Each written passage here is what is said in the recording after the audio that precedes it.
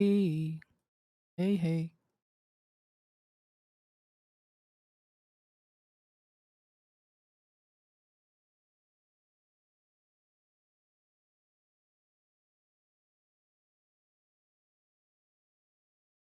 Just a second, guys. I'm just trying to fix what's. So it seems to be some sort of problem with GarageBand.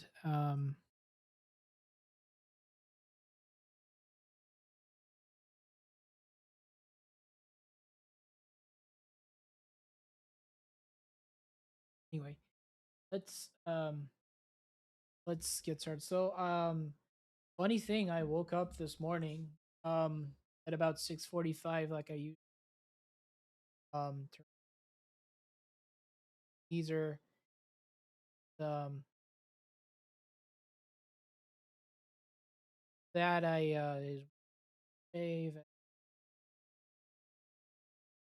shower, got ready, breakfast, and wore all my clothes. I shirt, tie, coat, already go to work, and I realized that last yesterday was the last day of at work. Actually left the Clover in Tech to own business or something else that I'm truly passionate about. So, well, I went instead to my dad's office, uh, and when we got there, just started doing some research on business that I'm thinking about launching in the city space called. I mean, it's called Stark. Um, I just crossed from my dad and wish my grandpa was still alive. Next, my grandfather was as old as my great grandfather, 75-year age gap. By the time I sort of grew to the age where I would actually be able to understand what he said, comprehend better, he way, but he lived very and he lived to be 92, which is oftentimes I'd as a child, I'd go to office even though he was go to office every single day, whatever it was, unless it was even on a weekend, he would just get ready, get dressed, or take him to office. He would go upstairs, sit in the office, read. He would write things, book. He would read a book. Wouldn't really take any decisions, hey, business, but he was always. That's what true discipline was, and I kind of felt a little bit like that this morning. Where yes, I working at Clover anymore. Still got up on time and I still got dressed. Have been doing for the so it's like discipline sort of becomes a habit. Anyway, my dad, sort of took a key and he opened the door. Apparently, in our office, so my dad is now using my grandpa's old. So he took his key and he opened the drawer. Inside the drawer were a few books. Um, Marked certain pages and wrote some things down. And I suppose he did this to send messages to me and my dad, or to tell what to do. We're faced with adversities, live life, what ideals we should keep in mind as we move along. So, one of the books that I saw was The Quiet Hour by Swami Vivekananda. And I just felt really powerful book, great ideas in here. right things to keep in mind. Um, what better way to start um, a new adventure than with some new principles and doctrine? I did read through it already once, and I just felt I could read this to you. It take about 30 minutes to an hour, as it rightfully says. It is called a quiet hour. So I'm gonna start reading. Um, Perhaps at the end, if someone's viewing, ask questions and discuss things, more than happy take that up.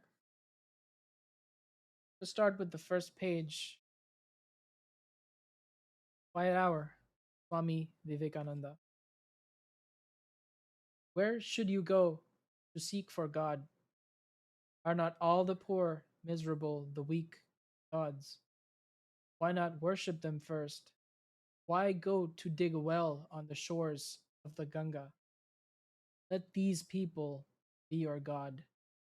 Think of them, work for them, pray for them incessantly. The Lord will show you the way. All men were constituted that in their minds all these elements of philosophy, mysticism, emotion, and of work equally present and full. That is my ideal of a perfect man. Everyone who has only one or two of these elements of character, I consider one sided. And this world is almost full of such one sided persons, knowledge of that one road only in which they move, and anything else is dangerous and horrible to them. Become harmoniously balanced in all these four directions, my ideal of religion, so that we may serve the Lord, coming in the shape of the diseased, the lunatic, the leper, and the sinner.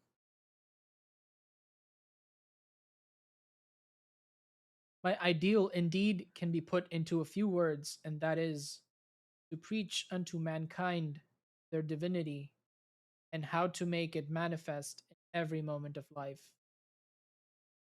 He is an atheist who does not believe in himself. The old religion said that he was an atheist who did not believe in God. The new religion says that he he is the atheist who does not believe in him. Religion is the idea which is raising the brute unto man and man unto God. Be strong, my young friends. That is my advice to you. You will never be nearer to heaven, football, than through the study of Gita. These are bold words, but I have to say them, for I love you. You will understand Gita better with your biceps, your muscle. Virtue is that which tends to our improvement, and vice to our degeneration. Man is made up of three qualities: brutal, human, godly. That which tends to increase the divinity in you is virtue. That which tends to increase brutality in you is vice. You must kill the brutal nature and become human, that is, loving and charitable. You must transcend and that too, and become pure bliss, Sachindananda, fire without burning, wonderfully loving, but without the weakness, human love, without the feeling. The utility of this science is to bring out the perfect man and not let him wait and wait for ages, just a plaything in the hands of the physical world, like a log of driftwood carried from wave and wave, tossing about in the ocean. This science wants you to be strong. Take work in your own hand instead of leaving it in, and get beyond this. That is the great idea. my children the secret of religion, not in theories, but in practice. To be good and to do good. That is the whole of religion. He had little rivulets in the past. Deluges are coming, and none resist them. Secret of life is to give and take. Are we to take always? Sit at the feet of Westerners to learn everything, even religion. We can learn mechanism, we can learn many other things, but we have to teach them something. That is our religion, that our spirituality. So long as the millions die in hunger and ignorance, I hold every man a traitor who, having been educated at their expense, pays not the least heed. The less you read, the better. Read the Gita, other works on the Vedanta. That is all you need. The present system of education is wrong. The mind is crammed with facts before it knows how to think. Control of the mind should be taught first. If I had my education to get over again and had any voice matter, I would learn to master my first, then greater facts. The education which does not help the common mass of people to equip themselves, struggle of life, which does not bring out strength of character, spirit, philanthropy, and the courage is at work. The only service to be done for our lower classes is to give them education, to develop their individuality, give them ideas. That is the only help they require. Then the rest must follow as the effect. Ours is to put the chemicals together. Crystallization comes in the law of nature. Now, the mountain does not come to Muhammad. Muhammad must go to the mountain. If the poor boy cannot come to education, one of the greatest lessons I have learned in life is to pay as much attention to the aim of work as to its end. I have been always learning great lessons from that one principle. It appears to me that all secret of success is there. Pay as much attention to the means as to the end. Our great defect in life is that we are so much drawn to the ideal. The goal is so much more enchanting, so much more alluring, so much bigger our mental horizon that we lose sight of all the details.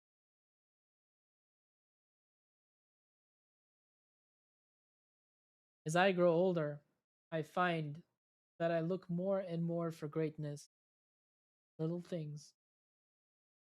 I want to know what a great man eats and wears, and how he speaks to his servant. Anyone will be great in a great position.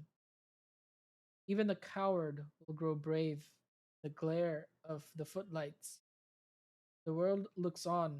More and more, the true greatness seems to me that the world doing its duty silently, steadily, from moment to moment, hour to hour.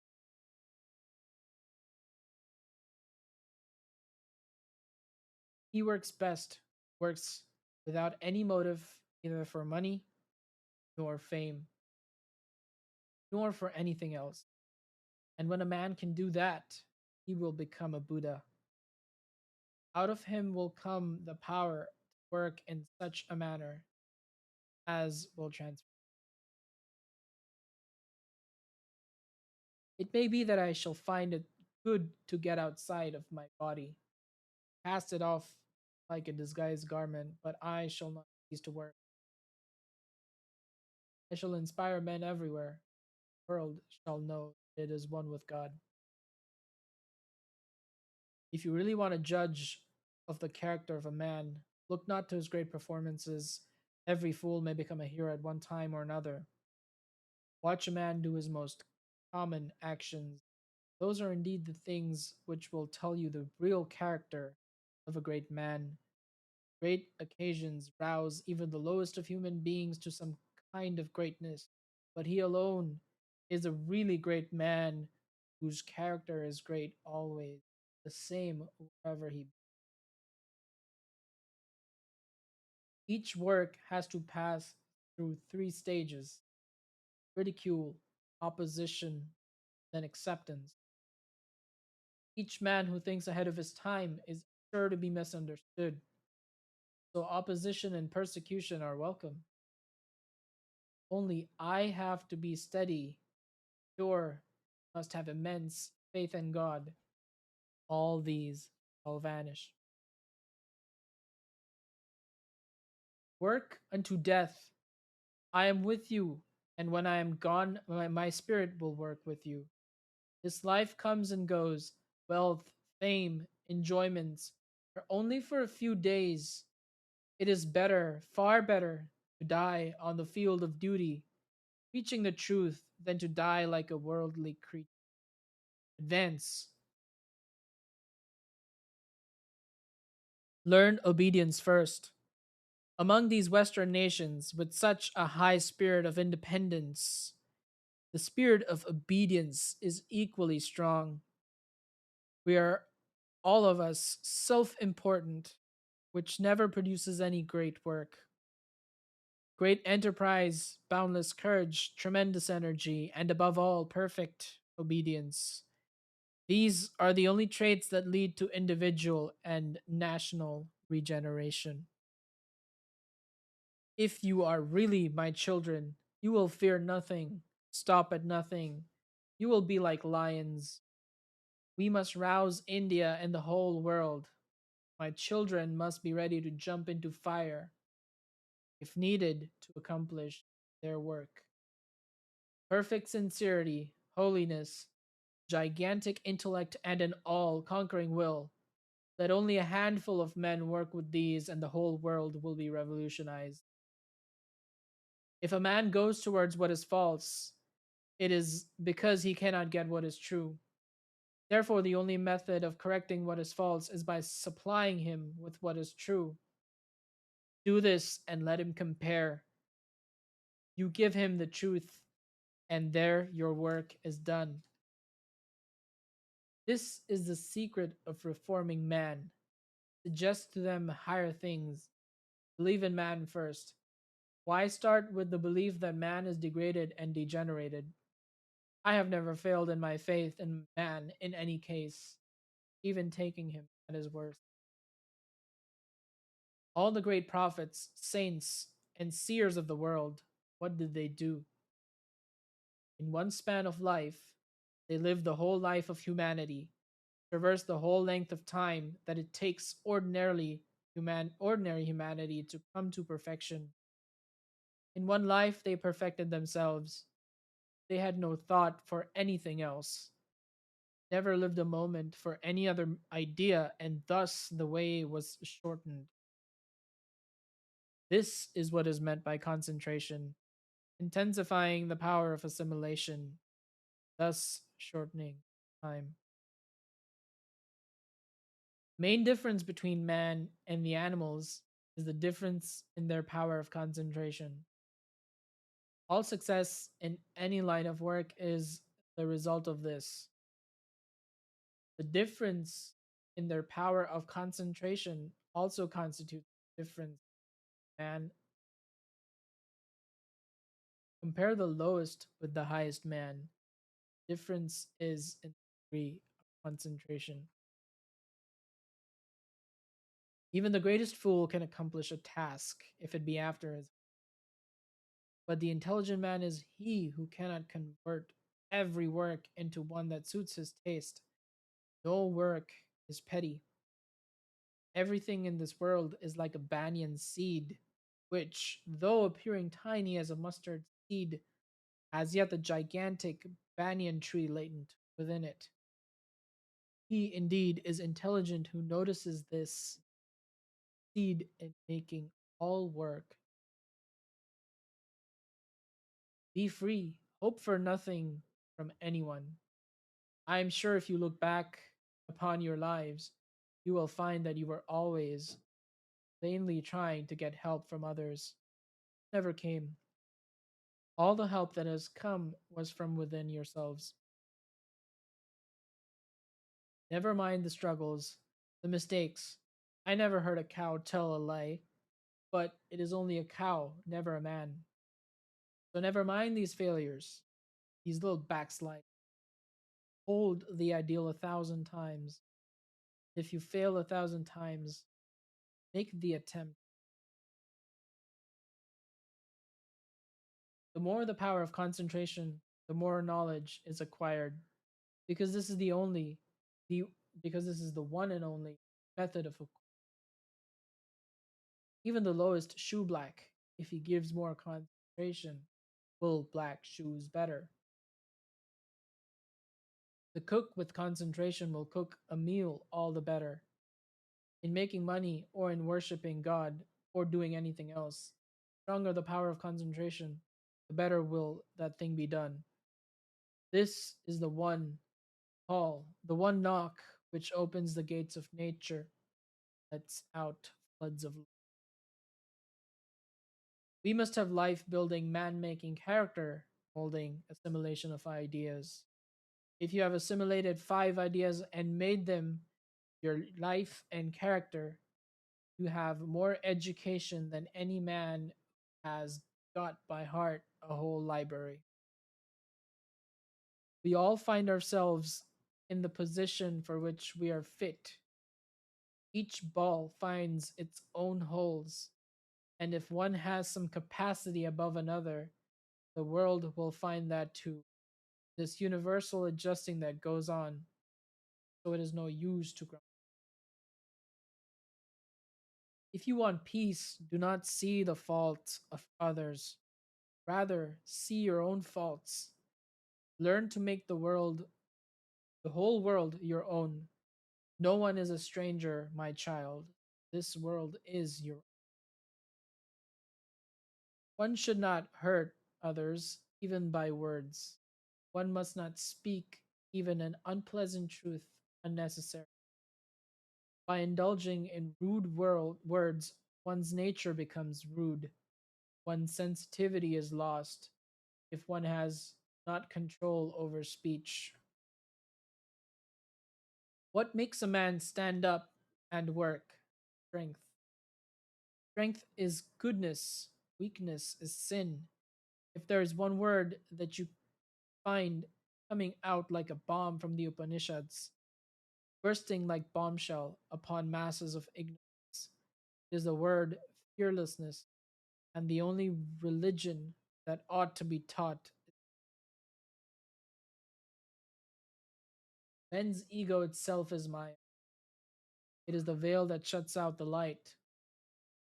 Verily, with the death of the eye, all troubles cease. If by the grace of the Lord a man once gains the knowledge that he is not the doer, then he assuredly becomes a Jivan Mukta, one freed in this very life and transcends all fear. Good and evil thoughts are each a potent power, and they fill the universe. As vibrations continue, so thoughts remain in form of thoughts till translated into action. For example, force is latent in the man's arms until he strikes a blow, when he translates it into activity. We are the heirs of good and evil thought. We make ourselves pure and the instruments of good thoughts. They will enter us. The soul will not be receptive to evil thought. Whatever you think that you will be, You think yourselves weak, weak you will be. Think yourselves strong, strong. By doing well the duty which is nearest to us, the duty which is in our hands now, we make ourselves stronger, and improving our strength in this manner step by step, we may even reach a state in which it shall be our privilege to do the most coveted and honored duties in life and society. We want that education by which character is formed, strength of mind is increased, the intellect is expanded, by which one can stand. Stand up and fight, not one step back. That is the idea. Fight it out. Whatever the outcome. Let the star move from the skies. Let the whole world stand against us. Death only change. What of it? You are infinite, deathless, birthless. It does not befit you to be a slave. Arise, awake, stand up. My children, the secret of religion is not in theories but in practice. Be good and to do good. That is the whole of religion. How to attain purity living this life? Shall we all go to the forest caves? What good would it do? If the mind is not under control, it is no use living in a cave because the same mind will bring all the disturbance there. If the mind is under control, we can have the cave wherever we are. Religion is realization, not talk, nor doctrine, nor theories, however beautiful they may be. It is being and becoming, not hearing and acknowledging. It is whole soul becoming changed into what it believes. The sun can give heat and light to the whole world, but he cannot do so when the cloud shuts out his rays. Similarly, as long as egotism veils the hearts, God cannot shine upon it. First of all, try to understand this. Does man make laws, or do laws make man? Does man make name and fame, or name and make man? Be a man first, my friend. You will see how all those things and the rest will follow of themselves out. Man in general lay all the blame of life on their fellow men, or failing that, on God, or they conjure up a ghost or say it is fate. Where is the fate? Who is fate? We reap what we sow. We are the makers of our fate. No one has the blame, none has the praise. The wind is blowing. Those vessels whose sails are unfurled catch it, and go forward on their way. But those which have their sails furled do not catch it. Is that the fault of the wind?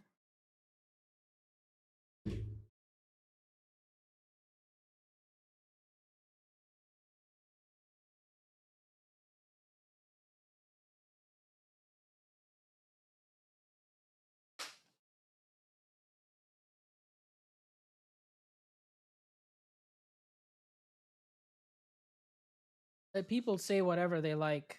Stick to your own convictions, and rest is assured the world will be at your feet.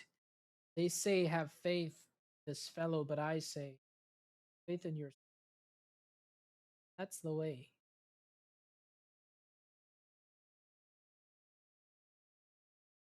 What is the use of fighting and complaining? That will not help us. Better thing. He who grumbles at the little things that has fallen to his lot will grumble at everything. Always grumbling, he will be a failure. But that man who does his duty as he goes, putting his shoulder to the wheel, will see the light, and higher duties will fall to it.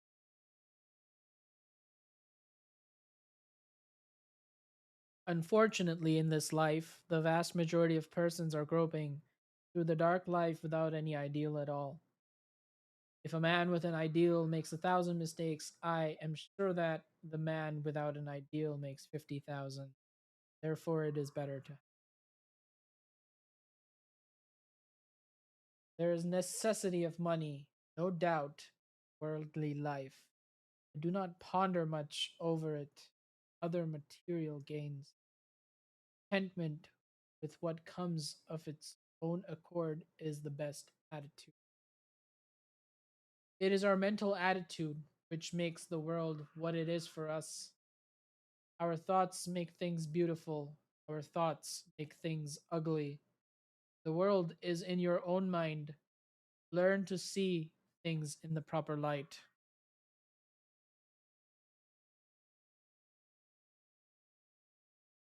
Every successful man must have behind him somewhere tremendous integrity, tremendous sincerity, and that is the cause of his single success. He may not have been perfectly unselfish, yet he was tending towards it. The degree of unselfishness marks the degree of success ever. Each one wants to command, no one wants to obey. This is owing to the absence of that wonderful brahmacharya system of yore. First, learn to obey. The command will come to itself. Always first learn to be a servant. Then you will be fit to be a master.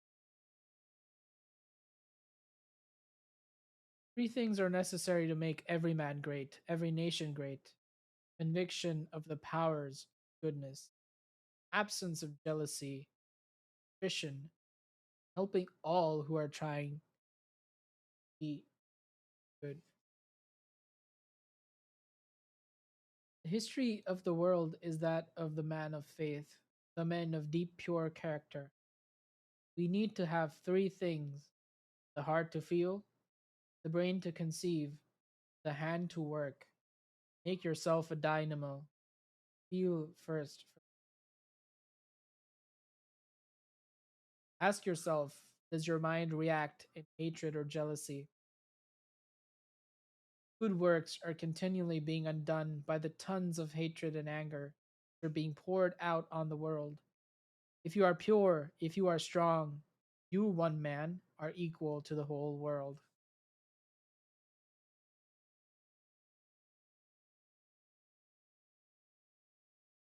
Any expansion is life, all contraction is death. All love is expansion, all selfishness is contraction. Love is therefore the only law of life. He who loves lives. He who is selfish, dying. Therefore, love for love's sake, because the law of life. When there is conflict between the heart and the brain, let the heart be followed, because intellect has only one state, reason. Within that, intellect works, cannot. It is the heart which takes one to the highest plane. Intellect can goes beyond intellect, what is called liberation. Let people praise you or blame you. Let fortune smile or frown upon you. Let your body fall today or after a yoga. See that you do not deviate from the path of truth. How much of tempests and waves one has to weather before one reaches the heaven of peace. The greater a man has become, the fiercer ordeal he has had to pass.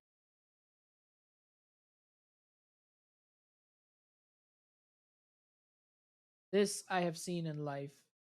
He who is overcautious about himself falls into dangers at every step. He who is afraid of losing honor and respect gets only disgrace. He who is always afraid of loss always. Faith, faith, faith in ourselves. Faith, faith in God. This is the secret of greatness. If you have faith in all the 330 million your mythological gods and in all the gods which foreigners now again introduced into your midst still have no faith in yourselves, there is no salvation for you. Have faith in yourselves. Stand up on that faith strong. That is what we.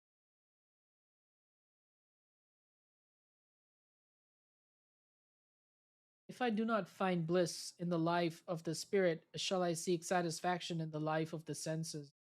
If I cannot get nectar, shall I fall back upon ditch water? Whatever you think, that you will be. If you think yourselves weak, weak you will be. If you think yourselves strong, strong you will be. The remedy of weakness is not brooding over weakness, but thinking of strength. Teach men of the strength that is already within them. The mainspring of the strength of every race lies in its spirituality. The death of that race begins the day that spirituality wanes. Materialism. Stand up, be bold, be strong. Take the whole responsibility on your own shoulders and know that you are the creator of your own destiny. All the strength and succor you want is within yourself. If you project hatred and jealousy, they will rebound on you with compound interest. No power can avert them. When once you have put them in motion, you will have to bear them. Remembering this will prevent you from doing wicked things. Truth, purity, and unselfishness, wherever these are present, there is no power below or above the sun to crush the possessor thereof. Good motives, sincerity, and infinite love can conquer the world. One single soul possessed of these virtues can destroy the dark design of millions. This life is short.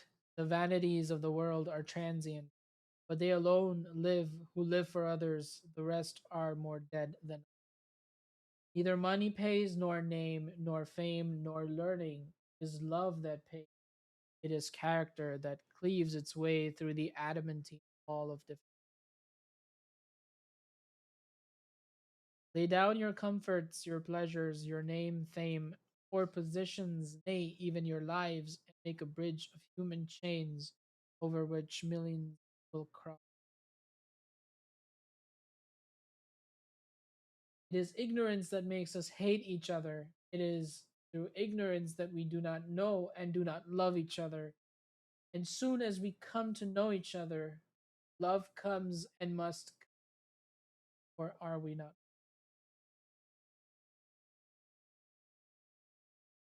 Like the gentle dew that falls unseen and unheard, and yet brings into blossom the fairest of roses, has been the contribution of India to the thought of the world, silent, unperceived, yet omnipotent in its effect. It has revolutionized the thought of work, yet nobody knows. To succeed, you must have tremendous perseverance, tremendous will. I will drink the ocean, says the persevering soul. At my will, mountains will crumble up. Have that sort of energy, that sort of will. Work hard, and you will reach the goal. You have to grow from inside out. No one can teach you. None can teach you. None can make you. There is no other teacher but your own. Every good thought that we send to the world without thinking of any return will be stored up there and break one link in the chain, making us purer and purer till we become the purest of purity. Patience and perseverance are the three essentials to success, and above all, we are responsible for what we are and whatever we wish ourselves to be. We have the power to make ourselves. If what we are now has been the result of our own past acts, it certainly follows that whatever we wish to be in the future can be produced by our present. So we have to know how to act. Look upon every man, woman, and everyone as God. You cannot help anyone. You can only serve. Serve the children of the Lord. Serve the Lord Himself if you have the privilege. If the Lord grants that you can help any one of His children, blessed you are. Do not think too much of yourselves. Blessed you are that privilege was given to you when others had it not. Do it only as a worship where I should see God in the poor, and it is for my salvation to that, so that we may serve the Lord, coming in the shape of the diseased, the lunatic, the leper. And in this world, always take the position of the giver. Give everything and look for no return. Give love, give help, give service, give any little thing you can, but keep out barter. Make no conditions, and none will be imposed. Let us give out of our own bounty, just as God gives to us. The Lord is the only giver, all the world, the shopkeeper. Get his check, and it must.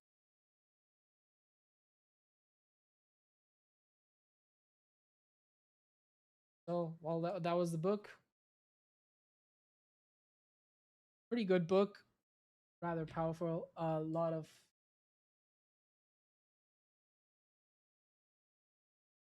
great doctrines, things to remember and keep in mind. I'd say the gist is that you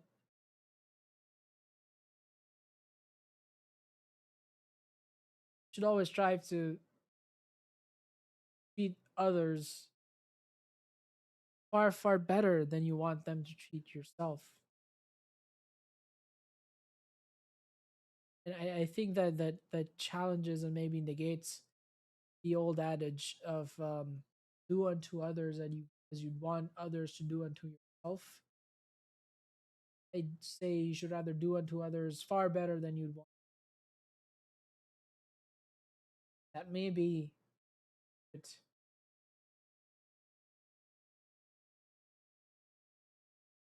to leading fruitful life.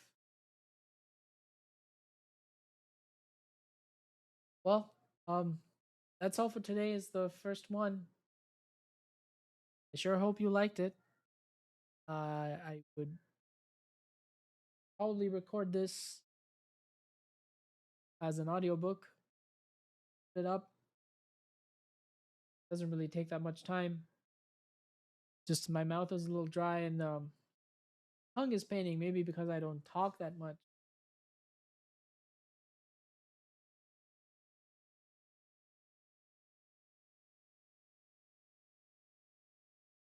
Well, so that's all for this evening. Thanks whoever out there, and we'll catch you